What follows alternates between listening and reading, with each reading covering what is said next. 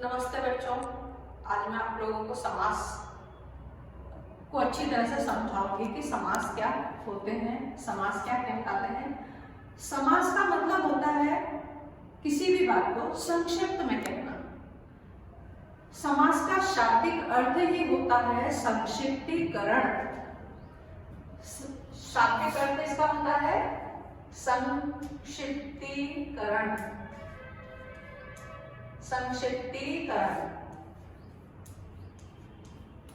अब हम समास की परिभाषा देखेंगे। दो या दो से अधिक शब्दों के योग को समास कहते हैं। संधि दो या दो से अधिक वर्णों के योग को कहते हैं। वर्ण और शब्द में काफी अंतर होता है। वर्ण यानी अ, आ, ये हो गया वर्ण, और शब्द हो गया राज पुरुष, राजा का पुरुष, ये हो गया, ये शब्द है।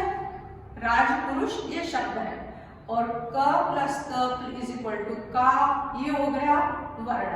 तो इसमें संधि और समास में ये भेद होता है कि संधि वर्ण होती है, संधि को वर्णों का विच्छेद कहा गया है, और समास को शब्दों का विच्छेद कहा गया है। अब समास की परिभाषा देखते हैं। दो या दो से अधिक शब्दों के संयोग से होने वाले जो परिवर्तन है उनको समास कहते हैं। समास के प्रकारों को भी समास का भेद कहा गया है। समास के वास्तव में 6 भेद हैं। अव्ययभाव समास पहला समास है। अव्ययभाव समास में पहला पद अव्यय होता है या उपसर्ग होता है। यहाँ ध्यान से देखिए, ये उपसर्ग प्लस शब्द इज इक्वल टू अव्ययभाव समास। प्रति, सु, कु, यथा, भर, अनु, ये सब उपसर्ग के शब्द हैं। इनके साथ मिलकर बन रहा है, प्रति के साथ दिन मिलकर बन रहा है प्रतिदिन। सु प्लस नयना, सुनयना, सु प्लस पुत्र, सुपुत्र, कु प्लस पुत्र, कुपुत्र, कु प्लस प्रथा, कुप्रथा, यथा प्लस शक्ति, यथाशक्ति, भर प्लस पेट, भरपेट, अनु प्लस रूप, अनुरूप। अब इसकी पहचान अव्यय भाव की सबसे सरल पहचान है कि पहला पद उपसर्ग या अव्यय होता है। इतनी बात समझ में आई बेटा आप लोगों को? समास का दूसरा भेद है तत्पुरुष समास। तत्पुरुष समास में द्वितीय विभक्ति से सप्तमी विभक्ति तक का लोप होता है। ये बात हम संस्कृत में कहते हैं कि विभक्ति का लोप हो रहा है, वो तत्पुरुष समास है। लेकिन हम हिंदी में जब समझाएंगे तो हिंदी में कारक चिन्ह बोले जाते हैं बेटा। जो विभक्तियां होती है, विभक्ति चिन्हों को कारक चिन्ह बोला जाता है। कारक चिन्ह में हम सबसे पहले कर्ता में तो कर्ता शब्द नहीं आएगा। द्वितीय विभक्ति से कर्म कारक से अधिकरण तक हम जहां कारक चिन्हों का लोप होता है उसे हम तत्पुरुष समास कहते हैं। तत्पुरुष समास में दूसरा पद प्रधान होता है। हमेशा समास में 2 पद होते हैं। पहला पद को पूर्व पद कहते हैं और दूसरे पद को उत्तर पद कहते हैं। तो यहाँ उत्तर पद प्रधान होता है। तत्पुरुष समास के भी कर्म कारक से अधिकरण कारक तक के चिन्हों का जहां लोप होता है उन्हें हम विभक्ति में बांटेंगे। तो इस प्रकार बांट सकते हैं कि कर्म को कर्म प्रधान है। ये 2 उदाहरण जो मैंने आपके सामने रखे हैं वो कर्म तत्पुरुष समास है। यश प्राप्त, यश को प्राप्त, को शब्द का यहाँ पे लोप हुआ है। चिड़ी मार, चिड़ियों को मारने वाला, को शब्द का यहाँ पे लोप हुआ है, इसलिए यह कर्म तत्पुरुष समास है। दूसरे 2 प्रयोगों के अंदर मैंने चतुर्थी तत्पुरुष का समास लिया है। प्रयोगशाला, प्रयोग के लिए शाला। यहाँ पे के लिए शब्द का लोप हुआ है, ये संप्रदान है। संप्रदान कारक में के लिए का विलोप हो जाता है। गांव को गया हुआ, ग्राम गतः। गतः शब्द संस्कृत शब्द है। गतः यानी गया हुआ, गांव को गया हुआ, वो शब्द यहाँ पे कर्म तत्पुरुष समास है। भयाकुल, भय से व्याकुल, से यहाँ करण शब्द का करण कारक का लोप है। से जहाँ शब्द आता है वहां पंचमी अर्थात संप्रदान और करण, ये दोनों का लोप जहां होता है वहां से चिन्ह लगता है। भयाकुल, भय से व्याकुल। मदांध, मद यानी घमंड, घमंड से अंधा, मद से अंधा।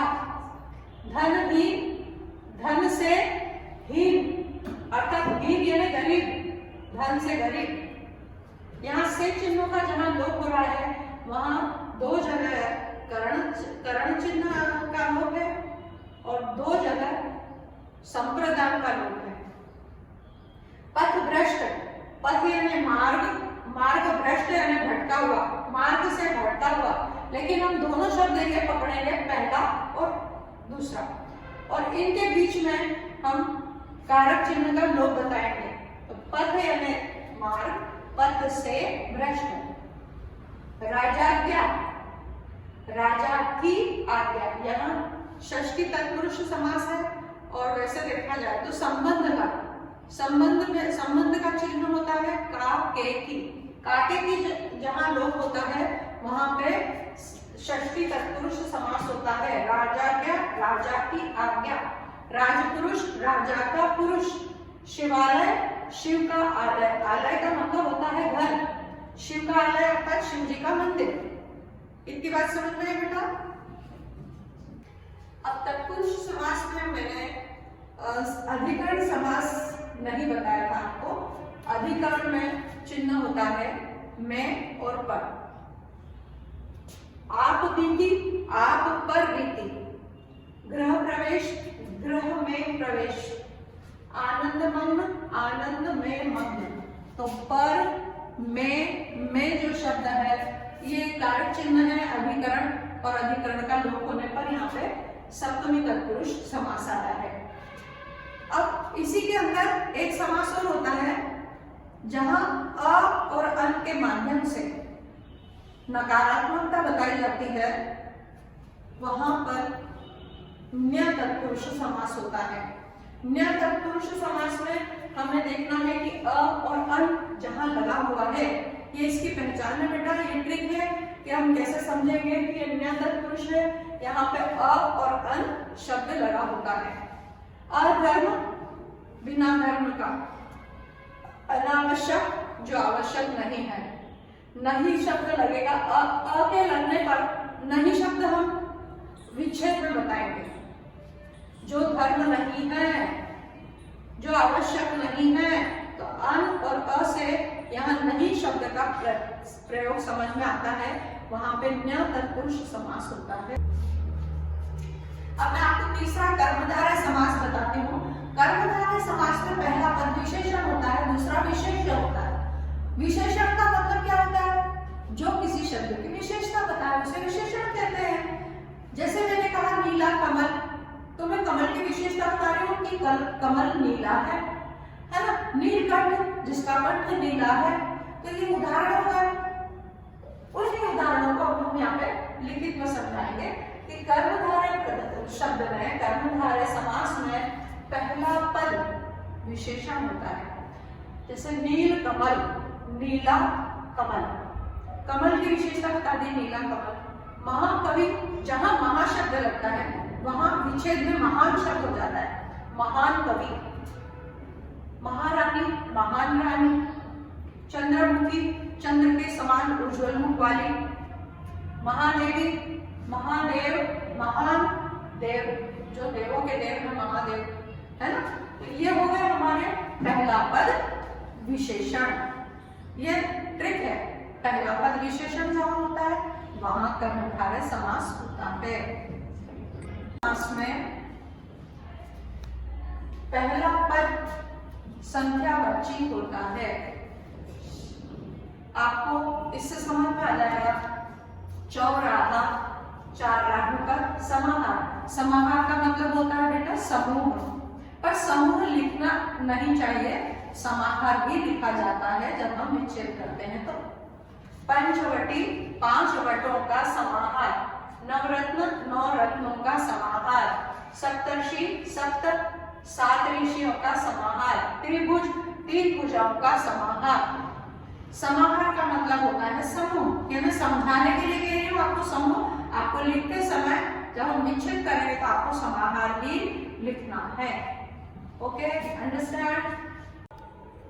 द्वंद्व समास, यह हमारा 5वां समास है। द्वंद्व समास में दोनों पद प्रधान होते हैं, दोनों पदों की प्रधानता होती है और यहाँ जो बीच में डैश है उसकी जगह हमें और से हमेशा जोड़ना है।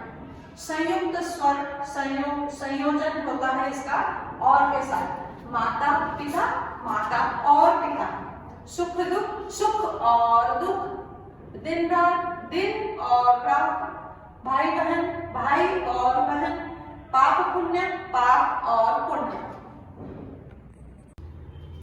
आखिरी समास पे हम आ जाते हैं, 6ठे नंबर पे आता है बहुव्रीहि समास। बहुव्रीहि समास में अन्य पद प्रधान होता है। अन्य पद अर्थात का मतलब होता है कि जिसमें हमें अर्थ के माध्यम से हमें ये समझ में आए कि ये उसके लिए कहा जा रहा है। जैसे हम उदाहरण देखते हैं, दशानन, दश यानी 10, आनन यानी मुख। 10 आनन है जिसके अर्थात जिसके 10 मुख हैं, वह रावण। अब यहाँ पे वह रावण कहीं दिखाई नहीं दे रहा है, लेकिन है ना दशानन से हम समझ में आ जाते हैं कि जिसके 10 मुख हैं वही रावण है, वह रावण। इसलिए यहाँ पे बहुव्रीहि समास हुआ। गजानन, गज यानी हाथी और आनन यानी मुख, जिसका हाथी का मुख है वह गज आनन है जिसका, गज यानी हाथी, आनन यानी मुख है जिसका। अर्थ में मैं समझा रही हूँ लेकिन आपको लिखते समय हाथी गज का ही प्रयोग करना है, आनन यानी मुख का ही प्रयोग करना है। यही शब्द आने चाहिए, गज प्लस आनन, गजानन। गज है आनन जिसका, वह गणपति। नीलकंठ, नीला है कंठ जिसका, वह शंकर। लंबोदर, लंबा है उदर जिसका, वह गणपति, वह गणेश। पीतांबर, पीला है अंबर जिसका, पीत यानी पीला और अंबर यानी कपड़े, जो पीले वस्त्र धारण करते हैं, पीला है अंबर जिसका, वह कृष्ण। हम यहाँ कृष्ण की जगह विष्णु भी लिख सकते हैं, विष्णु और कृष्ण एक ही रूप है। आई बात समझ में बेटा? अब आपको ध्यान रखना है कि हम पहले समास से चलते हैं। पहला समास है अव्ययभाव समास। हम बिल्कुल मोटे पॉइंट लेते हैं कि हमें कैसे समझ में आएगा कि क्या टिप्स है अव्ययभाव समास के। तो अव्ययभाव समास का पहला पद अव्यय होता है या उपसर्ग होता है। तत्पुरुष समास में कर्म विभक्ति से अधिकरण विभक्ति तक का लोप होता है, अर्थात द्वितीय विभक्ति से सप्तमी विभक्ति का जहां लोप होता है वो तत्पुरुष समास होता है। कर्मधारय समास में पहला पद विशेषण होता है। द्विगु समास में पहला पद संख्यावाची होता है। द्वंद्व समास में दोनों पद समान उपयोगी होते हैं, दोनों पद प्रधान होते हैं और इसमें बीच में हम और के माध्यम से उन शब्दों को जोड़ते हैं। बहुव्रीहि समास में अन्य पद प्रधान होता है और उसको हम इस प्रकार समझाते हैं, जैसे यहाँ पे हमने उदाहरण में बताया है कि दश आननानि यस्य सह, संस्कृत में बोलेंगे, लेकिन हिंदी में बोलेंगे 10 आनंद है जिसके। आपको यदि आपको इस प्रकार लिखना है कि 10 मुख है जिसके, तो भी गलत नहीं होगा, यह भी उत्तर सही है। गजानन, हाथी है मुख जिसका, आप यदि ऐसा लिखेंगे तो भी गलत नहीं कर सकते हैं, यह भी सही है, लेकिन गज आनंद है जिसका लिखोगे तो ज्यादा अच्छा है। नीलकंठ, नीला है कंठ जिसका, नीलकंठ अर्थात महादेव, शंकर, उसको महादेव भी लिख सकते हैं, उनको हम शंकर जी भी लिख सकते हैं। लंबोदर है उधर जिसका, यहाँ पे हम गणपति भी लिख सकते हैं, गणेश भी लिख सकते हैं। पीतांबर है अंबर जिसका, तो पीता पीला अंबर है जिसका, अर्थात विष्णु भी लिख सकते हैं, कृष्ण भी लिख सकते हैं। ओके।